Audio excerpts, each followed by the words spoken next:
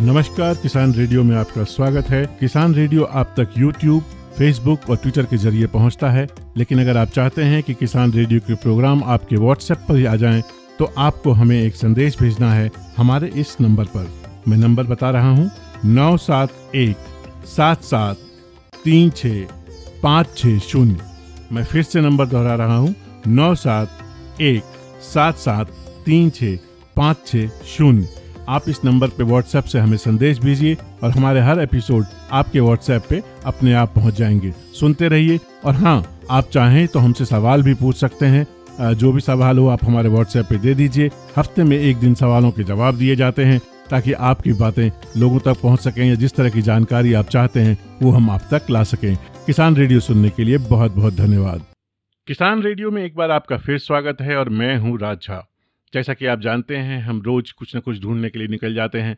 जो आजकल के हमारे युवा हैं, जो पारंपरिक खेती नहीं करना चाहते हैं या जो पारंपरिक खेती के साथ कुछ नया करना चाहते हैं, उनके लिए कुछ न कुछ नया ढूंढ के लाएं।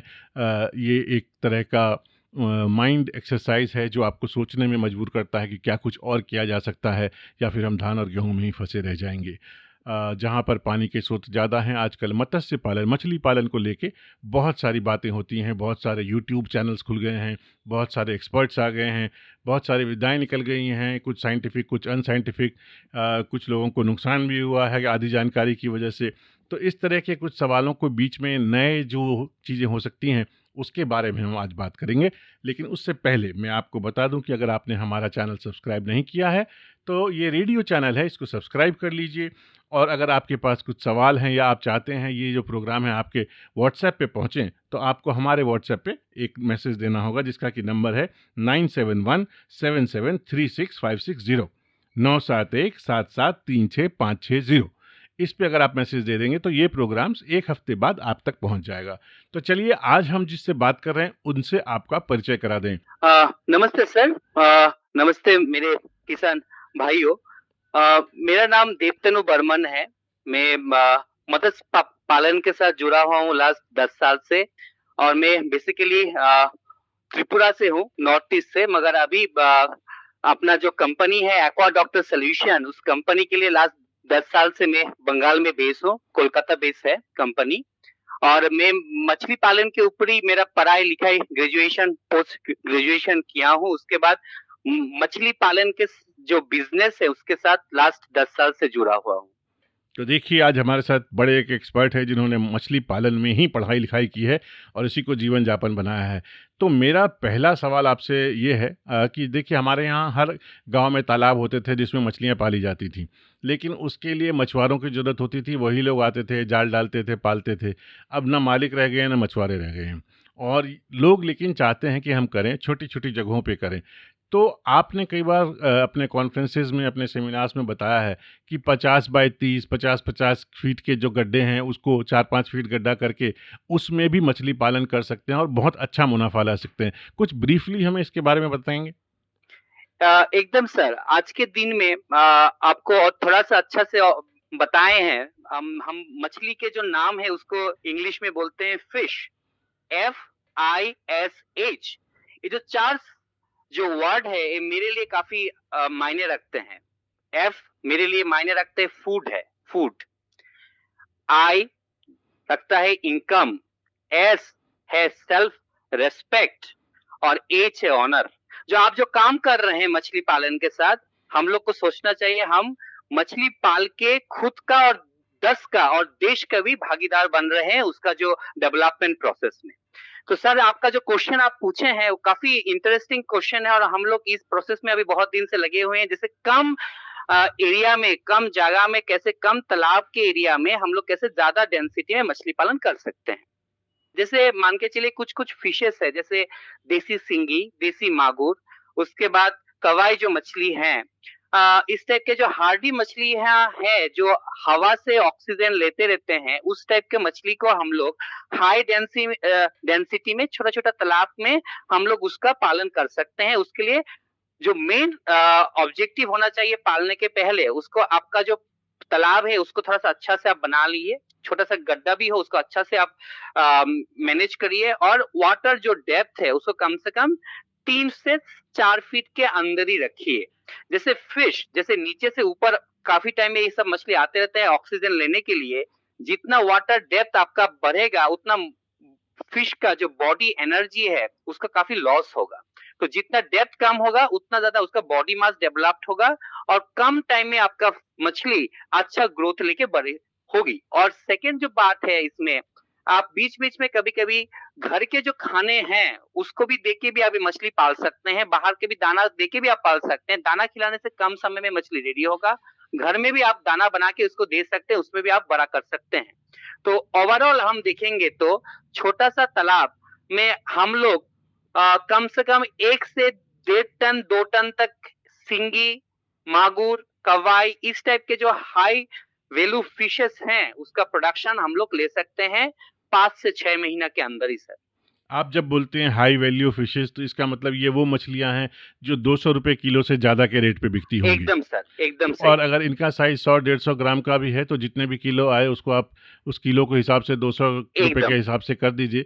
और एकदम मेरा ये मानना है मछली के बिजनेस में कि सर, अगर आप 100 रुपया लगाते हैं तो 60 रुपया मछली अपना खर्चा कर लेती है और 40 ठीक का प्रॉफिट देती है। क्या मेरा ठीक आकलन सही है? एकदम सही बात। मैं सर उसको और भी छोटा से अंक में लेके आऊं, मान के चले आप 1 रुपया इन्वेस्ट किए हैं मछली के ऊपर, गाय के ऊपर, उसके बाद बकरी पालन में, उसके बाद बत्तख पालन में और खेती में, धान गेहूं में पालने में 1 रुपया इन्वेस्ट करने में कोई भी सेक्टर में जो एग्रीकल्चर एलाइड वाले हैं 1 रुपया में 1 रुपया 20 पैसा प्रॉफिट नहीं दे सकता। मगर फिश में 1 रुपया इन्वेस्ट करेंगे 20 से 30 पैसा आपको ज्यादा मिलेगा। बाकी जितने एग्रीकल्चर एलाइड सेक्टर है उसमें हमेशा हम लोग को 10 से 20 पैसा का घाटा ही होता है सर। अच्छा, एक दूसरी चीज़ जो मुझे पूछनी थी वो ये है सर कि हर आदमी मछली नहीं पाल सकता, मतलब या तो उसमें अकुमन नहीं है या इच्छा नहीं है या ठीक परेशानी है, ज़मीन नहीं है। ठीक लेकिन ठीक। इससे रिलेटेड भी बहुत सारे बिजनेस हैं, जैसे कि अगर मान लीजिए 100-150 आदमी 200 आदमी अगर मछली पाल रहा है तो उनको कुछ और चीज़ों की भी ज़रूरत होती होगी, तो उससे एलाइड बिजनेस भी तो होता होगा।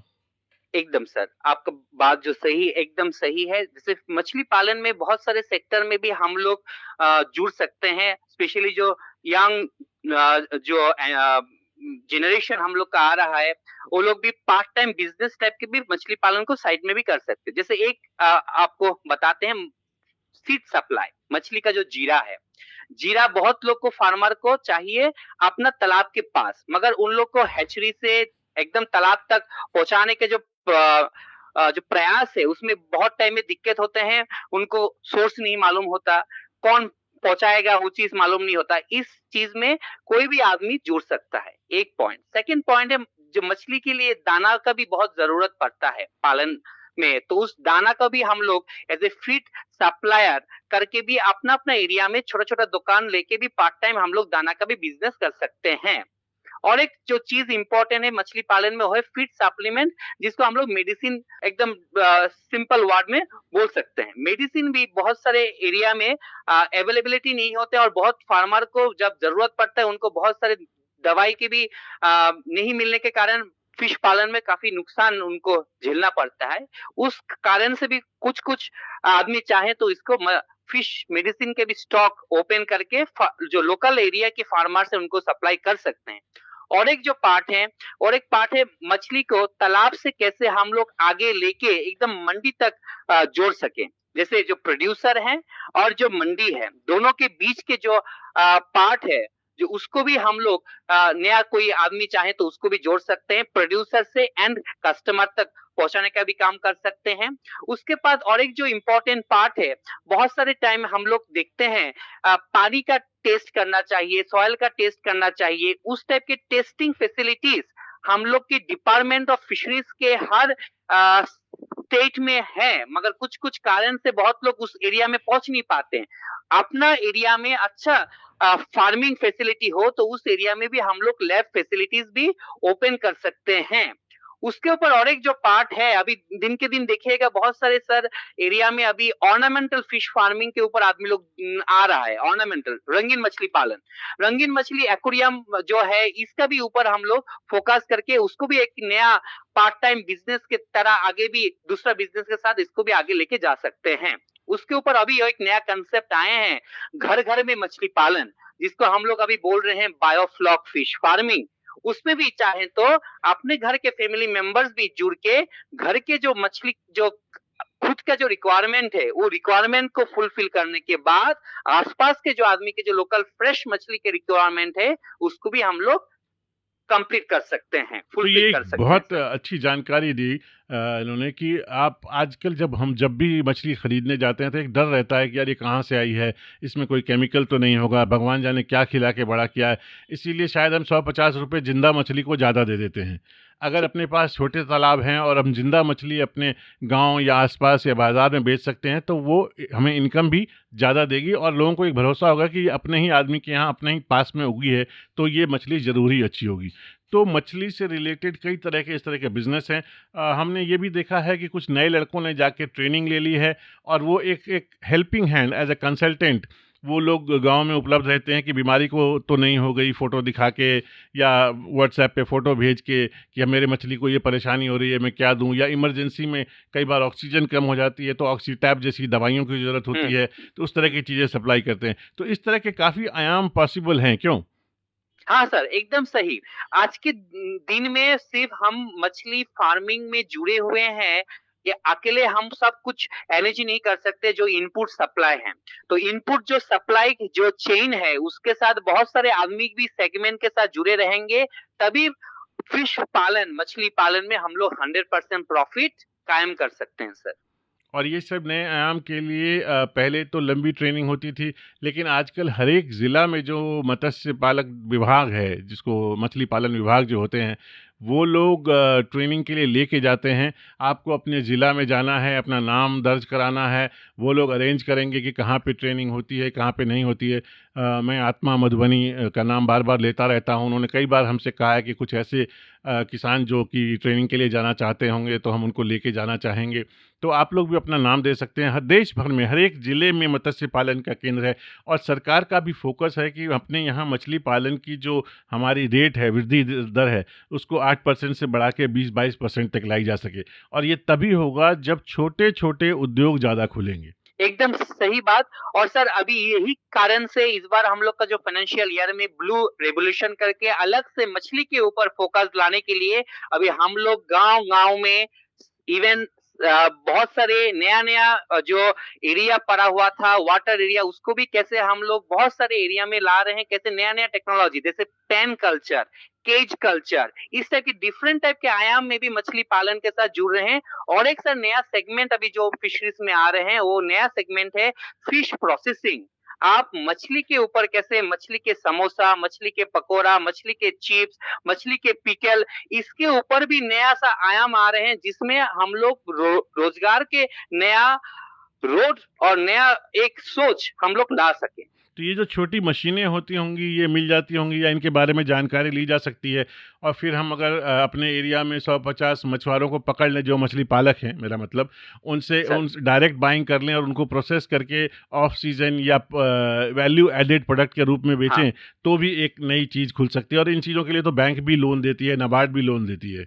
और उसके साथ सर हमारे जो ministry of food processing technology है, उनके भी बहुत सारे स्कीम है फॉर सेल्फ हेल्प ग्रुप हैं। अभी जैसे फार्मर प्रोड्यूसर कंपनी जो आ रहे हैं एफपीओस, उसके लिए भी बहुत सारे स्कीम है, बैंक है, नबार्ड है, बहुत सारे स्कीम के ऊपर ये भी आते हैं। वैल्यू एडिशन अभी नया एक सोच है। हम लोग पहले जिंदा मछली पकड़ के खाने के लिए हम लोग का एक ट्रेडिशन पहले था, अभी आदमी को आ रहे हैं रेडी टू ईट फिश। कैसे हम लोग रेडी टू ईट फिश में खाएं जिसमें स्केल ना हो, जिसमें कुछ ना हो, काटने का भी झंझट ना हो, बिना बोन के हो, उस सब की भी आ रहे हैं। तो ये भी एक नया आयाम है सर, इसमें भी बहुत लोग अपना नया रोजगार के रास्ता खोल सकते हैं सर।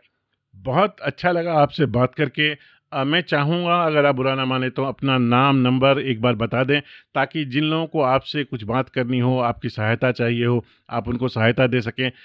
मैं बता दूं कि ये कमर्शियल कंसल्टेंसी भी करते हैं। अगर आपके पास तालाब है और आप उसमें मछली पालन कराना या करना चाहते हैं तो उसमें भी आपकी ये काफ़ी मदद कर सकते हैं, क्योंकि ये उस अड्डे पे हैं जहाँ से देश भर में मछली का कारोबार चलता है। तो आप अपना पता नंबर कुछ बताना चाहेंगे?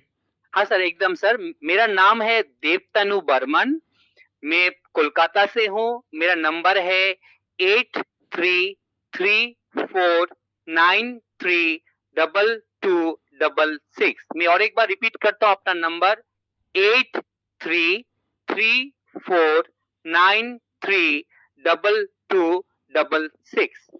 Thank you. आपसे बात करके बहुत अच्छा लगा और हम चाहेंगे कि हमारे युवा भाई लोग इसको फॉलो करें, इसके बारे में सोचें, इसके बारे में सवाल उठाएं, हमसे पूछें और अगर ज़रूरत पड़ेगी तो हम भाई को दोबारा लेके आएंगे। किसान रेडियो सुनने के लिए आप सबका बहुत बहुत धन्यवाद।